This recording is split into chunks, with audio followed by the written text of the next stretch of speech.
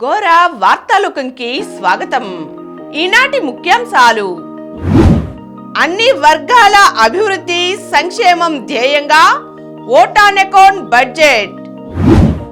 భూ యాజమాన్య హక్కుల చట్టం అమలుకు మరింత సమయం.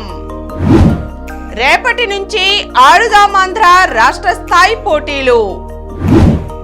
ఎన్నికల వేళ రాష్ట్ర సరిహద్దుల్లో 11 చెక్ పోస్టులు. అమిత్ షా, జేపీ నడ్డాలతో చంద్రబాబు భేటీ. నాస్తిక ఉద్యమకారుడు జై గోపాల్ మృతి. చేపల పడవలో దేశాలే దాటేశారు. పాక్లో పేలుళ్ళు, 30 మంది బలి.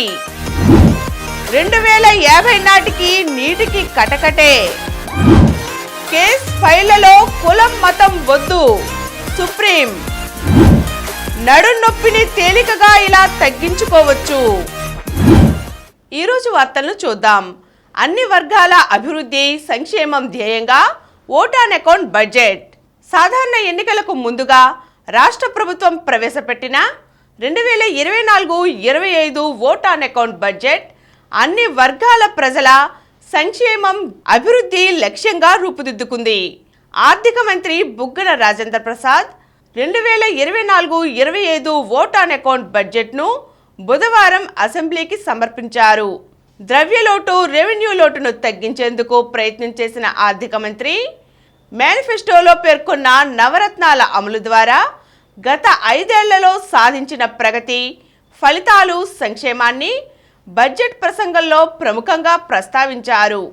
కొత్త ఆలోచనలు, వినూత్న విధానాలను అమలు చేయడం ద్వారా అతి తక్కువ వ్యవధిలో రాష్ట్ర ప్రభుత్వం సంతృప్త స్థాయిలో ప్రజలందరి జీవితాలలో గణనీయమైన మార్పులు తేగలిగిందన్నారు. ఎన్నికల నేపథ్యంలో 2024-25 ఓట్ ఆన్ అకౌంట్ బడ్జెట్ నుంచి ఏప్రిల్ నుండి జూలై వరకు 4 నెలల పాటు వ్యయానికి 88,215 కోట్ల పద్దును అసెంబ్లీ ఆమోదానికి ప్రతిపాదించారు. ఎప్పటిలాగానే విద్య, వైద్యం, వ్యవసాయం, సంక్షేమం, సాగునీటి రంగాలకు బడ్జెట్లో ప్రాధాన్యం ఇచ్చారు. సాధారణ విద్యకు బడ్జెట్ కేటాయింపుల్లో పెద్దపీట వేశారు. సాధారణ విద్యా రంగానికి 33,898 కోట్లు కేటాయించారు. సంక్షేమ, అభివృద్ధి రంగాలకు తగినన్ని నిధులు కేటాయించారు. గ్రామీణాభివృద్ధికి 17,816 కోట్లు, పట్టణాభివృద్ధికి 9,546 కోట్లు, వైద్య ఆరోగ్య రంగానికి 17,916 కోట్లు, వ్యవసాయ అనుబంధ రంగాలకు 14,236 కోట్లు, సాగునీటి రంగానికి 12,038 కోట్లు, మొత్తం సంక్షేమ రంగానికి 44,668 కోట్లు కేటాయించారు. ఇంకా గృహ నిర్మాణాలకు 7,062 కోట్లు, బీసీ సంక్షేమానికి 29,001 కోట్లు, ఎస్సీ సంక్షేమానికి 9,291 కోట్లు, ఎస్టీ సంక్షేమానికి 4,133 కోట్లు, మైనారిటీల సంక్షేమానికి 2,242.36 కోట్లు కేటాయించడం జరిగింది. విద్యుత్ రంగానికి 6,595 కోట్లు, రవాణా రంగానికి 10,334 కోట్లు కేటాయింపులు చేశారు. పరిశ్రమలు, వాణిజ్యం, మౌలిక సదుపాయాల పెట్టుబడులకు 3,940 కోట్లు కేటాయించారు. భూ యాజమాన్య హక్కుల చట్టం అమలుకు మరింత సమయం. భూ యాజమాన్య హక్కుల చట్టం అమలుకు మరింత సమయం పడుతుందని రాష్ట్ర ప్రభుత్వం పునరుద్ఘాటించింది. ప్రస్తుతం భూముల రీసర్వే కార్యక్రమం జరుగుతోందని, సర్వే ప్రక్రియ పూర్తి చేసిన తరువాతే చట్టం అమల్లోకి వస్తుందని ప్రభుత్వ ప్రత్యేక న్యాయవాది వేలూరి మహేశ్వర్ రెడ్డి హైకోర్టుకు నివేదించారు. చట్టం ఇప్పటికిప్పుడు అమలయ్యే పరిస్థితి లేదని, కౌంటర్ దాఖలుకు మరింత సమయం కావాలని అభ్యర్థించారు. మహేశ్వర రెడ్డి వాదనతో సంతృప్తి చెందిన హైకోర్టు, ఒకవేళ ఈలోగా ప్రభుత్వం చట్టాన్ని అమలు చేసేందుకు చర్యలు తీసుకుంటే పిటిషనర్లు ఆ విషయాన్ని కోర్టు దృష్టికి తీసుకురావచ్చని వెసులుబాటు కల్పించారు. అయితే ప్రభుత్వం చెప్పిన వివరాలను రికార్డ్ చేయాలని పిటిషనర్ల తరపు న్యాయవాదులు పట్టుబట్టగా హైకోర్టు అందుకు నిరాకరించింది. కౌంటర్ దాఖలు చేసేందుకు ప్రభుత్వానికి మరింత సమయం మంజూరు చేసింది. తదుపరి విచారణను 4 వారాలకు వాయిదా వేసింది. ఎన్నికల వేళ రాష్ట్ర సరిహద్దులలో 11 చెక్ పోస్టులు. సార్వత్రిక ఎన్నికలు సమీపిస్తున్న తరుణంలో పోలీసులు అప్రమత్తమయ్యారు. రాష్ట్ర సరిహద్దుల్లో పటిష్ట నిఘా ఏర్పాటు చేశారు. జిల్లా సరిహద్దుల్లో సైతం నిఘా పెంచారు. విస్తృత సోదాల కోసం సాంకేతిక వనరులను సమకూర్చుకున్నారు. తెలంగాణ రాష్ట్ర సరిహద్దుల నుంచి అక్రమంగా నగదు, మద్యం రవాణాను అరికట్టేందుకు ఎన్టీఆర్ జిల్లా పోలీస్ కమిషనర్ టీకే రాణా ప్రత్యేక చర్యలు తీసుకున్నారు. ప్రశాంత వాతావరణంలో ఎన్నికలు జరిపేందుకు అనుగుణంగా విస్తృత బందోబస్తు ఏర్పాట్లు చేస్తున్నారు. ఎన్నికల్లో డబ్బు, మద్యం ప్రలోభాలకు అడ్డుకట్ట వేసేలా ప్రణాళికలు రచించారు. అసాంఘిక శక్తుల కదలికలపై ప్రత్యేక నిఘా ఉంచారు. అమిత్ షా, జేపీ నడ్డాలతో చంద్రబాబు భేటీ. తెదేపా అధినేత చంద్రబాబు, కేంద్ర హోంమంత్రి అమిత్ షా, భాజపా జాతీయ అధ్యక్షుడు జేడీ నడ్డాలతో బుధవారం రాత్రి భేటీ అయ్యారు. రాత్రి 11:25 సమయంలో అమిత్ షా నివాసానికి చంద్రబాబు వెళ్లారు. అక్కడే ముగ్గురు సమావేశమయ్యారు. ఎన్డీఏ భాగస్వామిగా ఉన్న జనసేన ఇప్పటికే తెదేపాతో పొత్తు ప్రకటించి ఎన్నికల రంగంలో దిగుతున్న నేపథ్యంలో తెదేపాను ఎన్డీఏ కూటమిలోకి ఆహ్వానించడానికి భాజపా పెద్దలు చంద్రబాబుతో సమావేశమైనట్లు భావిస్తున్నారు. భాజపా నాయకత్వం ఎన్డీఏ పూర్వ భాగస్వాములన్నిటినీ తిరిగి ఆహ్వానిస్తున్న నేపథ్యంలో తెదేపా అధినేత వారితో భేటీ కావడం ప్రాధాన్యం సంతరించుకుంది. ఇటీవల ఎన్డీఏ కూటమిలోకి వచ్చిన బీహార్ మాజీ సీఎం నితీష్ కుమార్ కూడా చంద్రబాబు కంటే కాస్త ముందుగా అమిత్ షా, జేపీ నడ్డాలతో భేటీ అయ్యారు. తరువాత కమలనాథులు చంద్రబాబుతో సమావేశమయ్యారు. ఇవి ప్రాథమిక చర్చలు కావచ్చునని, ఇందులో పొత్తులపై ఇరు పార్టీల పెద్దలు అవగాహనకు రావచ్చునన్న భావన ఉంది. నాస్తిక ఉద్యమకారుడు జైగోపాల్ మృతి. ఆధునిక ఆంధ్ర పెరియార్ నాస్తిక ఉద్యమకారుడు జైగోపాల్ బుధవారం సాయంత్రం కన్నుమూశారు. 1972 ఫిబ్రవరి 13న భారత నాస్తిక సమాజం ఏర్పాటుకు కృషి చేసిన వారిలో ఒకరైన జైగోపాల్ ఉమ్మడి ఆంధ్రప్రదేశ్లోనే కాకుండా దేశంలోని 8 రాష్ట్రాలలో నాస్తిక ఉద్యమ వ్యాప్తికి విశేష కృషి చేశారు. అంతర్జాతీయ స్థాయిలో మానవ హక్కుల కార్యకర్తలకు అండగా నిలిచారు. సాంస్కృతిక ఉద్యమాల నిర్మాణం ద్వారానే సమాజంలో మార్పు సాధ్యమని ఆయన భావించేవారు.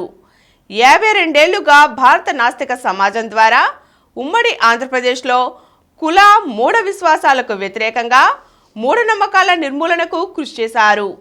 దళితులపైన దాడులకు వ్యతిరేకంగా ఎన్నో ఉద్యమాలను చేశారు.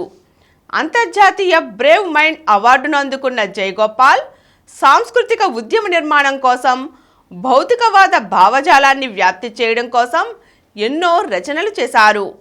కొంతకాలంగా అనారోగ్యంతో బాధపడుతున్న జైగోపాల్ బుధవారం నాడు కన్నుమూశారు. ఆయన మృతి పట్ల భారత నాస్తిక సమాజం సభ్యులు, సైంటిఫిక్ స్టూడెంట్ ఫెడరేషన్ ప్రతినిధులు, విజయవాడ నాస్తిక కేంద్రం సభ్యులు సంతాపం వ్యక్తం చేశారు. రేపటి నుంచి ఆడుదామాంధ్ర రాష్ట్ర స్థాయి పోటీలు. ప్రతిష్టాత్మకంగా నిర్వహిస్తున్న ఆడుదామాంధ్ర టోర్నమెంట్ తుదిదశ పోటీలకు విశాఖ సిద్ధమైంది. వార్డు, గ్రామ స్థాయి నుంచి రాష్ట్ర స్థాయి వరకు 5 దశల్లో 5 క్రీడాంశాలలో ఈ పోటీలు నిర్వహిస్తుండగా జిల్లా స్థాయి విజేత జట్లు తుదిపోరుకు సిద్ధమయ్యాయి. ఈ సందర్భంగా విశాఖలోని ప్రధాన కూడళ్లలో హోర్డింగ్లు ఏర్పాటు చేశారు. ఆంధ్రప్రదేశ్లోని cricket, volleyball, badminton, kabaddi, kho kho క్రీడల్లో పాల్గొనే మహిళా, పురుష ఆటగాళ్ల 26 జిల్లాల జట్లు విశాఖకు చేరుకుంటున్నాయి. రైల్వే స్టేషన్, బస్ స్టేషన్లలో రిసెప్షన్ కౌంటర్లు ఏర్పాటు చేశారు. అక్కడే వారికి కేటాయించిన వసతి తదితర వివరాలను చెబుతున్నారు. పాక్లో నేడే సార్వత్రిక ఎన్నికలు. పిచ్చరిల్లిన హింస, పేట్రేగిన ఉగ్రదాడులు, ఆర్థిక సంక్షోభంలో కూరుకుపోయిన పాకిస్తాన్లో ఈరోజు సార్వత్రిక ఎన్నికలకు రంగం సిద్ధమైంది. మాజీ ప్రధాని ఇమ్రాన్ ఖాన్ ఊచలు లెక్కపెడుతున్న వేళ 6 ఏళ్ల ప్రవాసం నుంచి తిరిగి వచ్చిన మరో మాజీ ప్రధాని నవాజ్ షరీఫ్ సైన్యం దన్నుతో అధికార పగ్గాలు చేపట్టే అవకాశాలు పుష్కలంగా కనిపిస్తున్నాయి. అదే జరిగితే 74 ఏళ్ల షరీఫ్ రికార్డు స్థాయిలో 4వసారి పాక్ ప్రధాని అవుతారు. నవాజ్కు చెందిన పాకిస్తాన్ ముస్లిం లీగ్ నవాజ్ పార్టీ అత్యధిక సీట్లు సాధించేలా కనిపిస్తోంది. ఇమ్రాన్ పార్టీ పీటీఐ ఎన్నికల గుర్తు క్రికెట్ బ్యాట్పై ఈసీ నిషేధం విధించింది. దాంతో పీటీఐ అభ్యర్థులంతా స్వతంత్రులుగా బరిలోకి దిగారు. బిలావల్ భుట్టో జర్దారీ నేతృత్వంలోని పాకిస్తాన్ పీపుల్స్ పార్టీ సైతం ఈసారి తన అదృష్టాన్ని పరీక్షించుకోనుంది. పాక్లో పేలుళ్లు, 30 మంది బలి. సార్వత్రిక ఎన్నికలకు పాకిస్తాన్ సిద్ధమవుతున్న వేళ బుధవారం జంట పేలుళ్లతో పాకిస్తాన్ దద్దరిల్లింది. వేర్వేరు చోట్ల జరిగిన ఈ బాంబు పేలుడు ఘటనల్లో మొత్తంగా 25 మంది మరణించారు, 42 మంది గాయపడ్డారు. పర్వతమయమైన బలూచిస్తాన్ ప్రావిన్స్లోని వేర్వేరు పార్టీ కార్యాలయాలను లక్ష్యంగా చేసుకుని ఈ జంట పేలుళ్లు జరిపారని స్థానిక మీడియాలో వార్తలు వచ్చాయి. అయితే ఈ పేలుళ్లు జరిపింది తామేనని ఇంతవరకు ఏ ఉగ్ర సంస్థ అంగీకరించలేదు. తొలి పేలుడు ఫిషింగ్ జిల్లాలో జరగగా దానిలో 20 మంది మరణించారు, 30 మంది గాయపడ్డారు. 1 గంట తరువాత కిల్లా అబ్దుల్లా ప్రాంతంలోని జమియత్ ఉలేమా ఇస్లాం పాకిస్తాన్ పార్టీ కార్యాలయం బయట మరో పేలుడు జరిగింది. ఈ ఘటనలో 10 మంది ప్రాణాలు కోల్పోయారు. ఎన్నికల ప్రక్రియల్లో పౌరుల భాగస్వామ్యాన్ని తగ్గించేందుకే ఇలా ఉగ్రవాదులు బాంబు దాడులతో భయపెడుతున్నారని బలూచిస్తాన్ పంజీఘర్ సీనియర్ పోలీస్ అధికారి అబ్దుల్లా వివరించారు. ఎన్నికలను దృష్టిలో ఉంచుకొని బాంబు పేలుళ్లు జరగడంతో పోలింగ్ కేంద్రాల వద్ద భద్రతను పటిష్టం చేశారు. కేసు ఫైళ్లలో కులం మతం వద్దు, సుప్రీం. కేసు ఫైళ్లలో కక్షిదారుల కులం కానీ మతం కానీ ప్రస్తావించవలసిన అవసరం లేదని సుప్రీంకోర్టు బుధవారం పునరుద్ఘాటించింది. ఈ విషయంలో ఇప్పటికే జారీ చేసిన ఉత్తర్వులను ఖచ్చితంగా పాటించాలని రిజిస్ట్రీ అధికారులతో పాటు అన్ని కోర్టులను ఆదేశించింది. చేపల పడవలో దేశాలే దాటేశారు. పరాయి దేశంలో పడరాని పాట్లు పడి యజమాని పెట్టే హింసలు భరించలేక స్వదేశం వెళ్లే సాహసం చేశారు 3 భారతీయులు. అనుకున్నదే తడువుగా యజమాని పడవనే తమ ప్రణాళికకు ప్రధాన ఆయుధంగా వాడుకున్నారు. ఎవరికీ చెప్పకుండా దొంగచాటుగా కువైట్ నుంచి బయలుదేరి సముద్ర మార్గం గుండా నేరుగా ముంబై తీర ప్రాంతానికి చేరుకున్నారు. పుట్టిన గడ్డపై కాలు మోపేలోపే పోలీసులు అరెస్ట్ చేశారు. 3 తమిళనాడు వ్యక్తుల సాహసోపేత అక్రమ అంతర్జాతీయ సముద్ర ప్రయాణ ఉదంతం ఇప్పుడు చర్చనీయాంశమైంది. ఇదే తరహాలో అరేబియా సముద్ర జలాల మీదుగా ముంబైలో అడుగుపెట్టిన పాక్ ముష్కరులు మానహోమం సృష్టించిన విషయం తెలిసినదే. తమిళనాడులోని కన్యాకుమారి ప్రాంతానికి చెందిన 29 ఏళ్ల విజయ్ వినయ్ ఆంటోనీ, 29 ఏళ్ల జే సహాయట్ట అనీష్, రామనాథపురానికి చెందిన 31 ఏళ్ల నిట్సో డిటోలు 2 ఏళ్ల క్రితం బతుకు తెరువు కోసం కువైట్కు వెళ్లారు. వీరి వృత్తి చేపలు పట్టడం. కువైట్లోనూ అదే వృత్తి చేశారు. కేరళలోని త్రివేంద్రం నుంచి వీరు కువైట్కు వెళ్లారు. యజమాని నుంచి వేధింపులు ఎక్కువయ్యాయి. భారత్కు రానియకుండా పాస్పోర్ట్లు దాచేశాడు. ఎలాగైనా కువైట్ నుంచి బయటపడాలని నిర్ణయించుకొని అందుకు ఓనర్ చేపల బోటును ఎంచుకున్నారు. జనవరి 28వ తేదీన ప్రయాణం మొదలుపెట్టి Saudi Arabia, Qatar, Dubai, Muscat, Oman, Pakistan మీదుగా భారత జలాల్లోకి ప్రవేశించారు. 2050 నాటికి నీటికి కటకటే. నీటి కొరతతో ఇప్పటికే ప్రపంచం అల్లాడుతోంది. పలు దేశాల్లో ఈ సమస్య ఉగ్రరూపు దాలుస్తోంది. తాగునీటి సమస్య యూరప్, ఆఫ్రికాల్లో పలు దేశాల మధ్య వివాదాలకు కూడా దారితీస్తుంది. కొరతకు నీటి కాలుష్యము తోడవడంతో కొన్నేళ్లుగా పరిస్థితి పెనం మీద నుంచి పొయ్యిలో పడ్డ చందంగా మారింది. అయితే ఇదంతా ట్రైలర్ మాత్రమేనని, సమీప భవిష్యత్తులో ఈ సమస్య పెనుముప్పుగా మారబోతోందని తాజా అధ్యయనం వెల్లడించింది. 2050 నాటికి ప్రపంచవ్యాప్తంగా ఏకంగా 3వ వంతు నదీ పరివాహక ప్రాంతాల్లో స్వచ్ఛమైన నీటికి తీవ్ర కొరత నెలకొనడం ఖాయమని పేర్కొంది. ఇది కనీసం 300 కోట్ల జనాభాను తీవ్రంగా ప్రభావితం చేయబోతోందని తేల్చింది.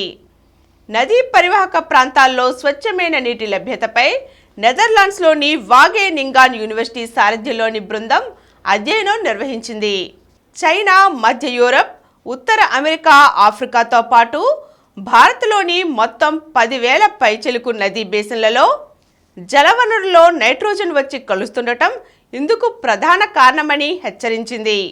వాటిలో నైట్రోజన్ పరిమాణం కొంతకాలంగా మరీ ఆందోళనకర స్థాయిలో పెరిగిపోతోందని తేల్చింది. దీనికి నీటి కొరత తోడై పరిస్థితి పూర్తిగా చేయి దాటిపోవచ్చునని స్పష్టం చేసింది. నడుము నొప్పిని తేలికగా ఇలా తగ్గించుకోండి. బాగా నడుము నొప్పిగా ఉన్నవారు తగ్గించుకోవాలంటే ముందు ఒత్తిడిని తగ్గించుకోవాలి. వెన్నెముక కండరాలు బలోపేతం చేయడంతో పాటు కొన్ని రోజువారీ అలవాట్లను మార్చుకోవడం వల్ల నడుము నొప్పి నుంచి ఉపశమనం పొందే అవకాశం ఉంటుంది. నడుము నొప్పిని తగ్గించుకోవడంలో వ్యాయామం ఎంతగానో ఉపయోగపడుతుంది. ఇక వ్యాయామం చేసే సమయంలో నడుముకు సంబంధించిన ముఖ్యమైన కండరాలపై దృష్టి సారించాలి. సరైన శిక్షణతో వ్యాయామం చేయడం వల్ల, ముఖ్యంగా కండరాలను సాగదీసే స్ట్రెచ్ ఎక్సర్సైజులు చేయడం వల్ల మంచి ఫలితం ఉంటుంది. బరువును తగ్గించుకోవాలి. నడుము నొప్పికి మరొక కారణం విపరీతమైన బరువు. ఎక్కువ బరువు ఉన్నవారిలోనూ నడుము నొప్పి విపరీతంగా వేధిస్తుంది. బరువు తగ్గితే సహజంగానే నడుము నొప్పి నుండి కూడా ఉపశమనం లభిస్తుంది. ఎముకలు బలంగా ఉన్నప్పుడు నడుము నొప్పి వంటి సమస్యలు ఎక్కువగా బాధించవు. కాల్షియం, విటమిన్ డి పుష్కలంగా తీసుకోవడం ద్వారా వెన్నెముకలోని ఎముకలకు బలం చేకూరుతుంది. అందుకే తప్పనిసరిగా కాల్షియం, విటమిన్ డి తీసుకోవడం మర్చిపోవద్దు. పాలు, పెరుగు, ఆకుకూరలు, విటమిన్ సప్లిమెంట్ల వంటి వాటిలో విటమిన్ డి ఉంటుంది. ఎత్తు మడమల చెప్పులు ఎక్కువగా వేసుకునే వారికి నడుము నొప్పి ఎక్కువగా వచ్చే అవకాశం ఉంటుంది. అందుకే తక్కువ మడమ ఉన్న చెప్పులనే ఎంచుకోవాలి. ఆఫీసులో కూర్చున్నప్పుడు, నిలబడి ఉన్నప్పుడు సరైన భంగిమను పాటించాలి. మనం కూర్చునే విధానం బట్టి కూడా నడుము నొప్పి వచ్చే ప్రమాదం ఉంది. అందుకే కూర్చున్నా, నిల్చున్నా ఖచ్చితంగా తగిన జాగ్రత్తలు తీసుకోవాలి. ఇప్పుడు కొన్ని సంక్షిప్త వార్తలను చూద్దాం. నేటి నుంచి టెట్, 12 నుంచి డిఎస్సి దరఖాస్తుల స్వీకరణ. ఏపీ, తెలంగాణ, కర్ణాటక, తమిళనాడు, ఒడిశాలోనూ ఆన్లైన్ పరీక్షా కేంద్రాలు. నాకాబందీలో 14.47 కిలోల బంగారం స్వాధీనం. విజయవాడ నగర పోలీసులు మంగళవారం రాత్రి చేపట్టిన వాహన తనిఖీల్లో అగరంపూడి వద్ద 14.47 కిలోల బంగారం, 31.314 కిలోల వెండి స్వాధీనం చేసుకున్నారు. ఉత్తరాఖండ్లో యూసీసీకి ఆమోదం. ఉత్తరాఖండ్ రాష్ట్ర అసెంబ్లీ బుధవారం నాడు ఉమ్మడి పౌర స్మృతి బిల్లును ఆమోదించింది. దేశంలో ఇటువంటి బిల్లును ఆమోదించిన తొలి రాష్ట్రంగా నిలిచింది. 20 లక్షల మందికి ఏఐలో శిక్షణ. మైక్రోసాఫ్ట్ చైర్మన్ సత్య నాదెల్లా. ఆర్టిఫిషియల్ ఇంటెలిజెన్స్ సాంకేతికతపై 2 ఏళ్లలో 20 లక్షల మంది భారతీయులకు నైపుణ్యం కల్పిస్తామని అంతర్జాతీయ టెక్నాలజీ దిగ్గజం మైక్రోసాఫ్ట్ చైర్మన్ సిఈఓ సత్య నాదెల్లా బుధవారం ప్రకటించారు. శ్రామిక శక్తి అభివృద్ధి చెందడానికి నైపుణ్యాలను పెంపొందించడం అనేది ముఖ్య విషయమని పేర్కొన్నారు. నెంబర్ 1 బౌలర్గా Bumrah record. Jasprit Bumrah ICC test bowling ర్యాంకింగ్స్లో నెంబర్ 1 స్థానాన్ని అందుకున్న తొలి భారతీయ పేస్ బౌలర్గా అవతరించాడు. బుధవారం విడుదల చేసిన ఐసీసీ టెస్ట్ బౌలింగ్ ర్యాంకింగ్స్లో 30 ఏళ్ల బుమ్రా 3 స్థానాలు ఎగబాకి తన కెరీర్లో తొలిసారి ఈ ఫార్మేట్లో టాప్ ర్యాంకుకు చేరుకున్నాడు. టాప్లోకి Jaipur pink panthers. Pro kabaddi league 10వ సీజన్లో ఇప్పటికే ప్లే ఆఫ్స్ దశకు అర్హత సాధించిన జైపూర్ పింక్ ప్యాంథర్స్ జట్టు మళ్లీ అగ్రస్థానంలోకి దూసుకువచ్చింది. 281 పరుగులతో కివీస్ ఘన విజయం. తొలి టెస్టులో దక్షిణాఫ్రికా పరాజయం. క్వార్టర్స్లో సాకేత్ జోడీ. Chennai open ATP challenger 100 tennis టోర్నీలో భారత డేవిస్ కప్ జట్టు సభ్యుడు ఆంధ్రప్రదేశ్ ప్లేయర్ సాకేత్ మైనేని పురుషుల డబుల్స్ విభాగంలో క్వార్టర్ ఫైనల్లోకి ప్రవేశించాడు. రెండో సీడ్ జోడీకి అనిరుద్ధ్ ద్వయం shock. Dallas open ATP 250 tennis టోర్నీలో హైదరాబాద్ ప్లేయర్ అనిరుద్ధ్ చంద్రశేఖర్ పురుషుల డబుల్స్ విభాగంలో సంచలన విజయంతో శుభారంభం చేశాడు. పోరాడి ఓడిన Rashmika Mumbai open WTA 125 tennis టోర్నీలో హైదరాబాద్ అమ్మాయి భమిడిపాటి శ్రీవల్లి రష్మిక పోరాటం ముగిసింది. మరిన్ని వార్తా విశేషాలతో రేపటి గోరా వార్తాలోకంలో కలుద్దాం. Thank you.